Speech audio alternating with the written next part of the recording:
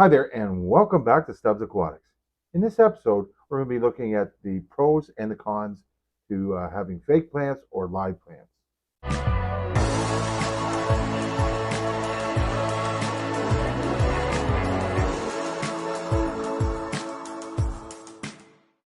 Let's start out with the fake plants. The tank behind me, well, they're all natural plants. They used to be fake. For years and years, I would keep fake plants because they're less maintenance. Uh, you can have just about any fish you want with fake plants, as in they won't harm them. They definitely won't eat them. They do attract a bit of algae, but they do nothing for the nitrogen cycle at all. They tend to be, well, so they say, they tend to be less expensive, and they're definitely less upkeep than your normal plants. There's numerous types of fake plants, and some of them look really good.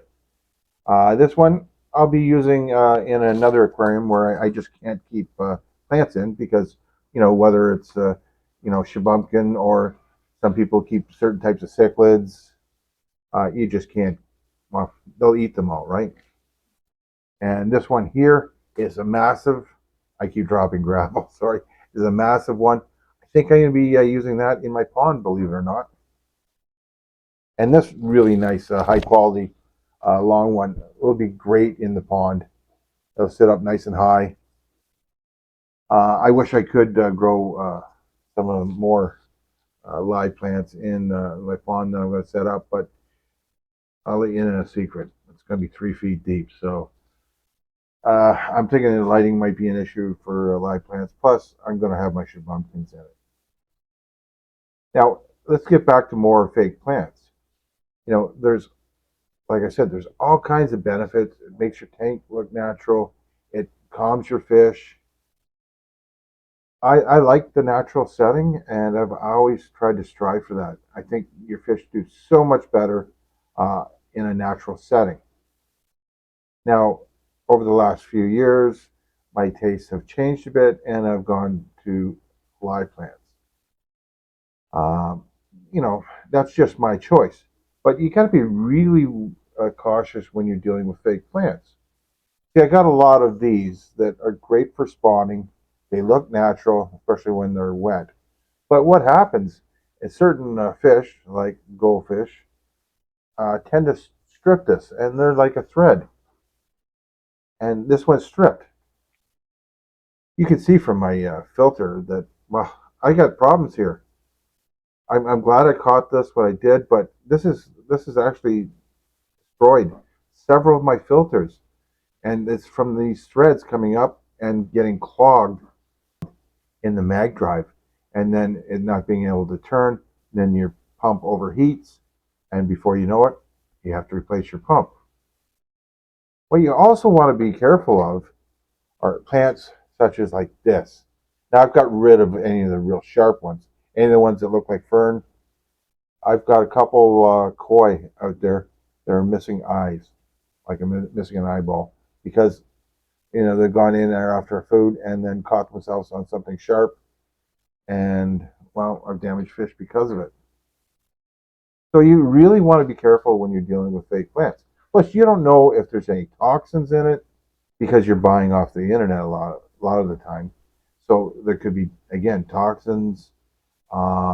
If you've gone to a dollar store, you have no idea what's in it, whether there's an anti-mold in it, if it's even aquarium safe.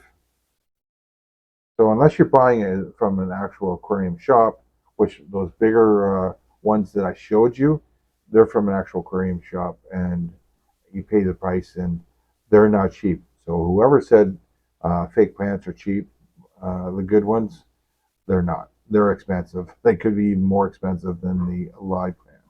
Now let's look at live plants. You have your choice of so many types.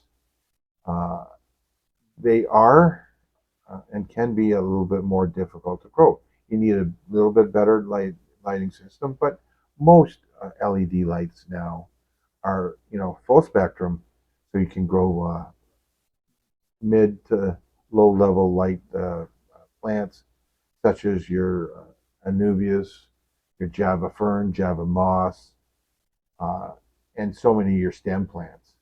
Now, some require dirted tanks or preferred dirted tanks. Some of my tanks I have are dirted, some aren't. Actually, where they grow the best, in my experience, the plants I have, they're actually in a gravel tank or a sand tank with some gravel.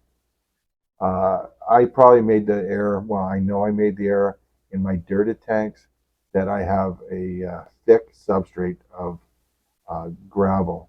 In this case, it's granite, so it's heavy, right? And the roots just aren't getting through to the dirted area. They're not getting enough nutrients. I do put chemicals in to assist, as in fertilizers, and I also use root taps. But some of my plants they just weren't making it.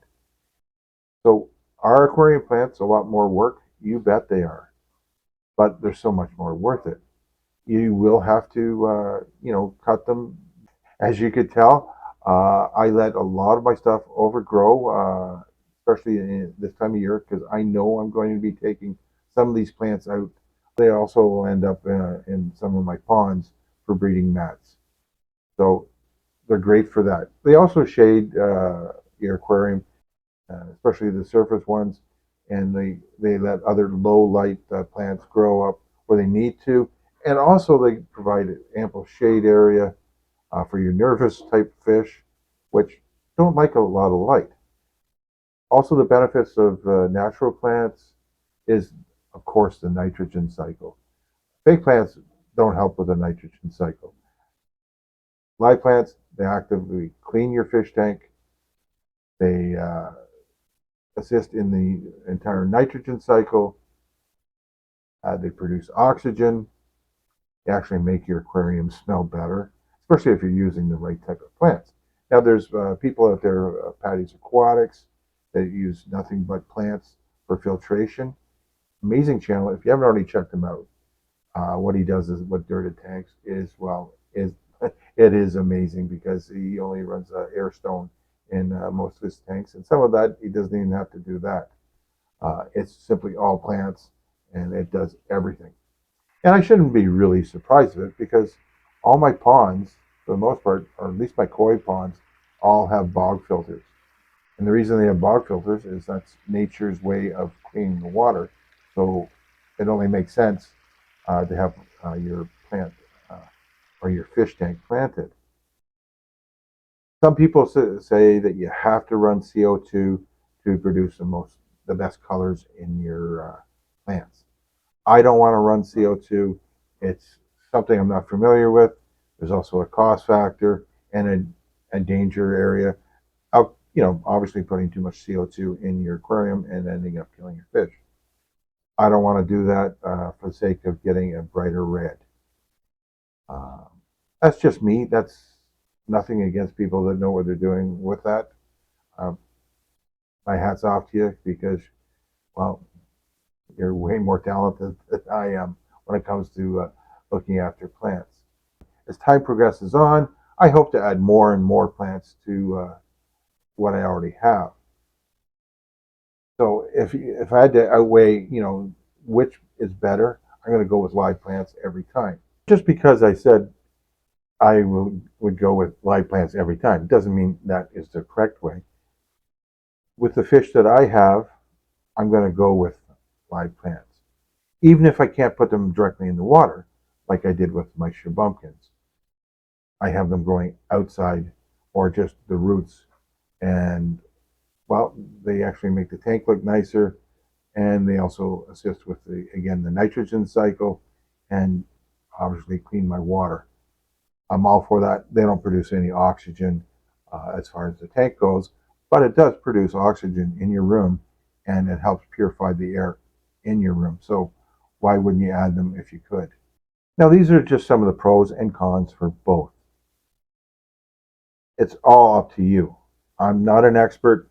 This is just what I've learned over the years. And I have converted, for the most part, to live plants over fake plants. That all comes down to you, your comfort level, and what you want to do. It's really your choice. And that's the whole good thing about this hobby is it's your choice. Well, thanks for watching, everyone. I hope you enjoyed this video.